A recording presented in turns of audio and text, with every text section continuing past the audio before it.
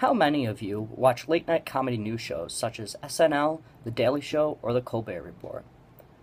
The reason I ask is because according to the Pew Research Center, 1 in 10 Americans now regularly get their news from these type of shows. My grandpa showed me The Colbert Report in 2009, and he has since passed, but I still watch the show to this day. At first glance, viewers might say that the show is only about humor and making the audience laugh, but on closer inspection, the show has an impact on the political world. Stephen Colbert plays a larger-than-life, well-intentioned, high-status idiot on the show and makes arguments that are not necessarily true, but are based on faith, nationalism, or other beliefs that make them hard to argue with rational thoughts. Basically, Colbert uses satire and humor to perpetuate his serious political beliefs. With this, he is able to criticize the mainstream media and their spin on political news. Colbert's show forces the viewers to actually think about an issue and form their own opinions, which produces some of the most knowledgeable viewers. In one of the recurring segments on the show, Better Know a District, Colbert interviews a congressional candidate from districts all over the United States.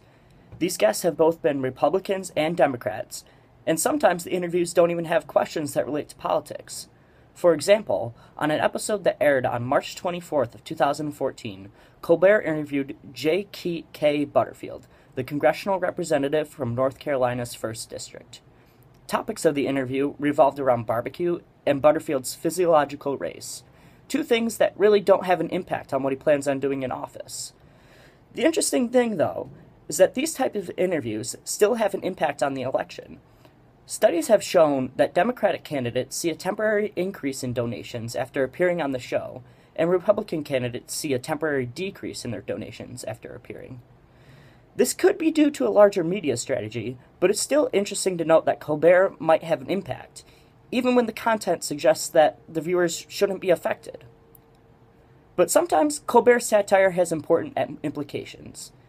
In a segment meant to satirize the creation of the Washington Redskins Foundation for Original Americans, Colbert decided to launch the Ching Chong Ding Dong Foundation for Sensitivity to Orientals or whatever. On March 27th of 2014, a promotional account run by Comedy Central tweeted that Colbert was willing to care by introducing this foundation. A social media activist, Sui Park, saw this tweet and started the hashtag #CancelColbert. In her view, even through the guise of satire, this was racially insensitive. This hashtag trended on Twitter throughout the weekend, and people took offense to the statement that was not authorized by Colbert. Finally, on March 31st, Colbert was able to respond. He said that the way the quote was portrayed, with no context, it could easily be misunderstood. Once the hashtag went viral, it was picked up by a small group of Americans who get their information only from Twitter, the news media. Another recent example of Colbert's activism in politics to show the absurdity of it all was his formation of the Colbert Super PAC. This was a political action committee, or an organization that pools campaign money aimed at providing Americans a better tomorrow. Colbert's purpose in creating this PAC was to show that viewers the dangers of Citizens United decision on American politics. In this decision, the Supreme Court ruled that corporations are people too. Basically, any person or organization can contribute money to PACs anonymously, and they can use that money for almost anything. Colbert's lawyer equated this to money laundering.